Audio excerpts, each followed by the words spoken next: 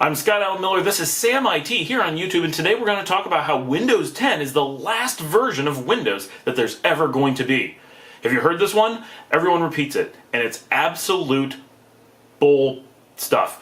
There's absolutely no sense to this. If you stop for a moment and think that what was just said, that one, Windows 10 is the latest version of Windows, and two, that it's the last one that will ever be made, this makes no sense. There is absolutely no possibility that Microsoft actually meant they were going to stop releasing Windows. That's crazy. Windows has been their bread and butter for decades, and there's no way they can stop developing it. It would become useless overnight. Nobody else is stopping making operating systems, but they're trying to copy something in the Linux ecosystem because people are seeing it and think it's kind of cool, or that Windows is somehow behind because it's not doing it. So they're trying to mimic something that they see as having some success. But there's a couple really important points here. The first is Windows 10 isn't even a version of Windows, let alone the last one. This is the little bit of marketing that they did to trick everybody. Yes, there was Windows 8, there was Windows 8.1, these were versions. People were already confused by the 8.1 thing. Everyone seems to think that 8.1 is some kind of update to 8 and not its own operating system, but it is a full-fledged member of the Windows NT family, just like Vista, 7, 8, 8.1.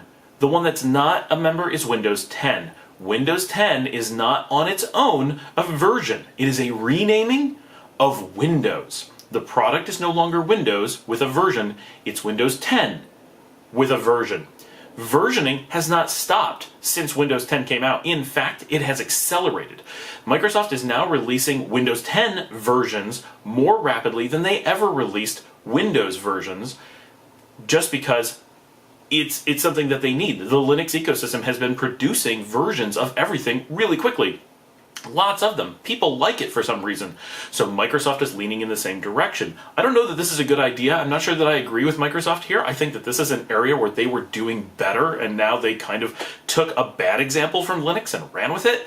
But maybe they know what they're doing. But the point is suddenly there's multiple versions of Windows 10 in ways that there weren't as rapid before with Windows. Some of those examples, instead of using version numbers, now we're having things like the Creators Update as the name of a version. This is super confusing, and nobody, especially people in the Windows world, seem to know what is going on, and they can't tell whether they have the latest version or a recent version or the correct version. And then Microsoft has started introducing long-term support releases, much like Ubuntu does. And as we've learned from Ubuntu, people get super confused when you start having long-term support releases. They start thinking that long-term support automatically means good and other releases automatically means bad. And normally it's the opposite. Long-term support are for special cases where you want to give up a whole bunch of the good things you normally have in exchange for some stability, probably for an application that you can't get proper support on. Basically, if you need long-term support, you probably are fixing something. It's a band-aid for some other problem. Not always. Check out our videos on long-term support releases and some articles on SMB IT Journal where you can look into that more, and I'll try to link that in the notes below. But this is what's going on in the Windows ecosystem. We didn't used to have LTS and rapid releases. Now we have both. So our releases are maybe twice as often as they used to be, and there's two sets of releases going on, LTS and rapid. Just like you might find in the Fedora Red Hat combined ecosystems, or in the Ubuntu ecosystem, where they release a rapid release every 6 months and a long-term every 2 years. That's basically what Microsoft is mimicking, and it does have some value. I'm not going to say that Microsoft's completely crazy here, but the naming conventions around it are insane, and the marketing around it, that it's going to make everybody suddenly just go to Windows 10 and never need anything again, is totally absurd. You now need to know more about your releases and track them more closely than you ever have before. The one big difference is it doesn't look like they're going to make you pay for updates in the way that you used to. So they're going to try to keep this a little bit closer to rolling to make it that people don't necessarily pay a lot of attention and they don't try to stay back on older versions. So there's some sensibility going on there, and maybe that's where their logic of how they're naming this and making this so confusing is coming from. But by and large, nothing has changed except possibly how you will pay for it. And in reality, in a lot of cases, it's that Windows 10 is the last version you will pay for or buy. That's kind of the case, except, again, it's not a version, so that's still completely untrue. But it's important to understand that Windows 10 is not the last version, it is not a version, and we now have both rapid and long-term releases for Windows 10 for the foreseeable future. And that it will never change from that ever again seems unlikely. For those who want to do a little bit more research into what other operating systems are doing, 3 that are worth looking at. One is Fedora. Fedora does rapid releases, much like Windows 10 does without the long-term support, and then on an infrequent basis will freeze one or a mixture of some of those into what becomes Red Hat Enterprise Linux or CentOS. Those are basically the same thing, but they're both created from Fedora in that freeze.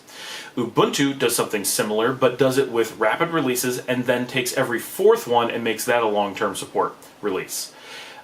In the OpenSUSE world, we have a little bit different approach where they have OpenSUSE Leap, which is their long-term support release, and they're mostly related but not directly derived OpenSUSE Tumbleweed, which is a rolling release. OpenSUSE Tumbleweed is the only true no-version operating system in any major place in the market. Tumbleweed updates basically every day, and the closest thing you can have to a version is referring to the day that you last updated. So technically, there's still kind of versions that no one talks about and no one lists, but they do actually exist if you look for them. You could find a way to make releases.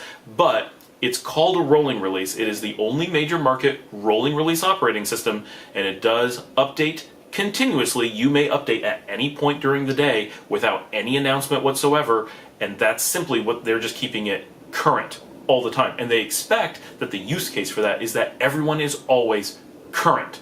And so that it's very unique, but it's worth looking at. It's an interesting way to approach operating systems where we take it to the extreme. Long-term support is the way we used to always do it.